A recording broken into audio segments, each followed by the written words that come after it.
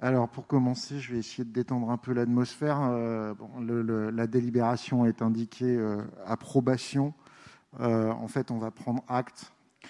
Mais néanmoins, on approuvera ce dossier sur le fond, en tout cas, avant d'en prendre acte. Ce sont des réalisations qui ont été pensées et mises en œuvre dans le cadre de l'ancienne municipalité.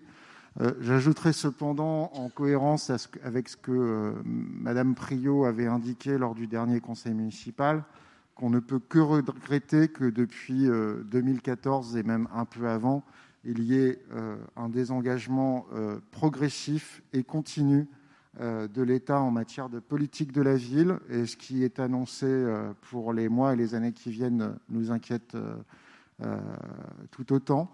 Alors que nous aurions besoin d'un effort supplémentaire de l'État en la matière. Pour le reste, nous prendrons acte avec plaisir de ce dossier. Madame Noël.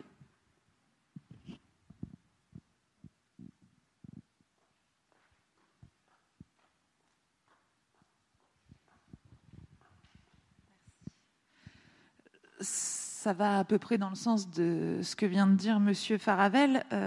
Pour l'histoire, quand même, notre ville était concernée en territoire politique de la ville il y a quelques années de ça, à peine 5-6 ans, à hauteur de plus de 15 000 habitants. Aujourd'hui, on est sur 2 000 habitants qui sont donc ce qu'on appelle en zone urbaine sensible, ce qui n'est pas le reflet, malheureusement, de l'état de notre ville. Je ne sais pas après quelles sont les mesures et quels sont vos échanges avec la préfecture ou la sous-préfecture pour essayer de redéfinir nos quartiers prioritaires, parce que je pense que ce n'est pas qu'une question d'impôt, parce que pour la petite anecdote quand même, on définit les quartiers prioritaires en calculant le revenu médian par famille, et si on dépasse ce revenu médian annuel, on considère que le quartier n'est pas prioritaire.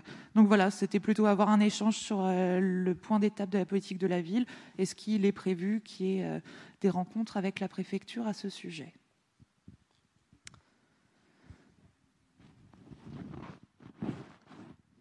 Alors,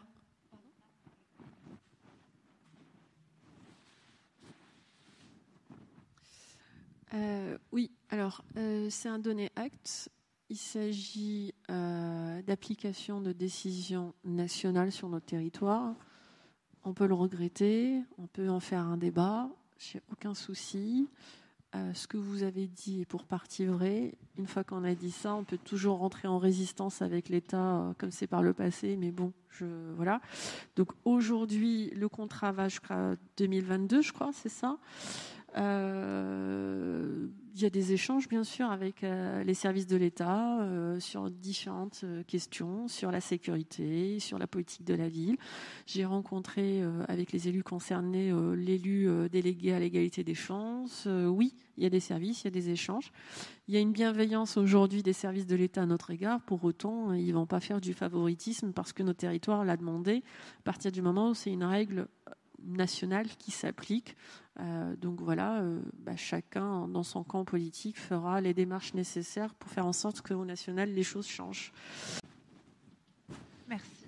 Du coup, je la fais assez souvent celle-ci, mais je réitère. J'ai bien cru comprendre qu'on n'était pas là pour aller défendre par Mont et par Vaux auprès de l'État certains dossiers comme celui de la politique de la ville, comme ce fut dit tout à l'heure, mais j'ai réellement un problème de conscience à titre personnel sur le sujet.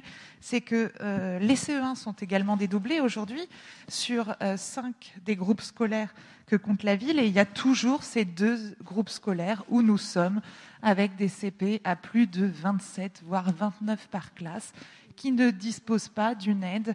Oui, d'accord, c'est l'État, je l'entends, mais est-ce qu'il est prévu, ou un groupe de travail supplémentaire, pour régler ou envisager quelque chose pour nos enfants ? Merci. Alors,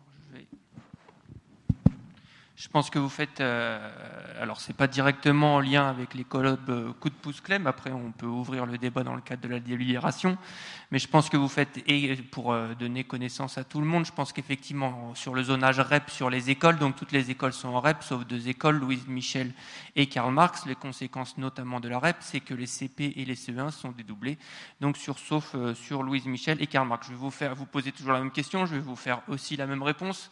Ça veut dire qu'il y a un dispositif, c'est un dispositif, le colloque coup de pouce Clem, et donc il doit se voir aussi en complémentarité avec les dispositifs de l'éducation nationale. Et voilà, il y a des échanges aussi qui sont entrepris, et je parle sous le contrôle de Madame Da Silva et Madame Rode, avec l'éducation nationale sur ce sujet pour mailler plus efficacement le territoire en ayant conscience des différences, mais qui ne sont pas de notre fait, mais qui sont directement liées à la politique de l'État sur ce sujet.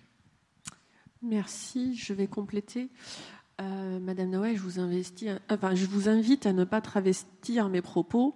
Je n'ai à aucun moment dit ce que vous avez dit. Donc j'ai juste dit qu'à un moment donné, il y a des choses qui s'imposent à nous. On peut toujours les critiquer. Je les ai critiquées moi-même et on a eu déjà cet échange-là. Donc vous connaissez mon point de vue là-dessus. Oui, c'est regrettable aujourd'hui que Louise Michel et Karl Marx ne rentrent pas dans ce dispositif.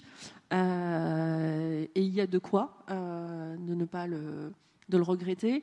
Maintenant, dites pas que on n'a pas, enfin que la municipalité actuelle ne défend pas les projets, etc., etc. Ça a été un de nos premiers propos et Madame Da Silva est là pour en témoigner. Lors de notre première rencontre avec l'inspecteur d'académie, on lui a fait part. Il a écouté, on a défendu, il a écouté et il nous écoute toujours. Mais ça ne changera rien du tout parce que la décision n'est pas entre nos mains, elle est entre les mains de l'administration de l'État et elle s'impose. Donc nous, on a fait remonter nos difficultés, on a fait remonter nos regrets, on a défendu le projet. Bon, très bien. Encore une fois, s'agiter juste pour expliquer que c'est regrettable et qu'on n'agit pas, etc., etc., très bien. Moi, je veux agir pour qu'il y ait du résultat. Et les résultats sur lesquels je peux agir aujourd'hui, ce sont celles sur lesquelles j'ai la possibilité d'agir avec le pouvoir municipal. Les questions qui relèvent de l'État, on peut toujours porter en commun, d'ailleurs, si vous le souhaitez, Madame Noël. Moi, j'ai aucun souci à ce qu'on puisse y aller ensemble à nouveau voir l'inspecteur d'académie et lui dire qu'on regrette que Louise Michel et Karl Marx ne fassent pas partie.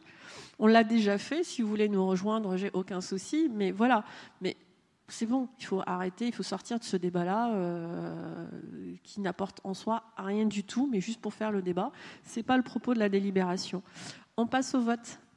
Monsieur Faravel, allez-y.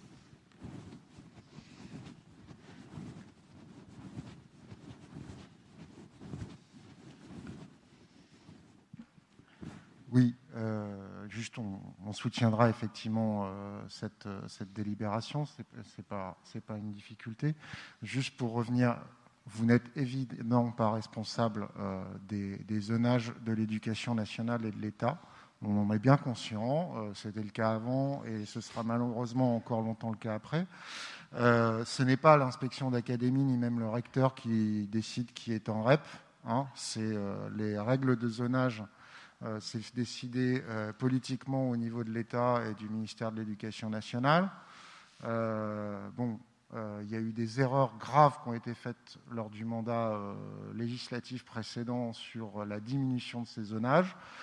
Ces erreurs sont maintenues aujourd'hui. Il y a des soutiens de la majorité présidentielle dans le conseil municipal. J'espère qu'ils feront passer le message, eux aussi, qu'il n'est pas tolérable qu'il y ait 2 groupes scolaires de Besançon et dans le Val d'Oise, bien d'autres qui devraient être mis en REP. Mais ne vous inquiétez pas, Madame Menawara, si vous voulez qu'on aille avec vous défendre au niveau de l'État le fait que Louise Michel et Karl Marx doivent être placés en REP comme elles auraient dû l'être depuis longtemps, nous serons à votre disposition.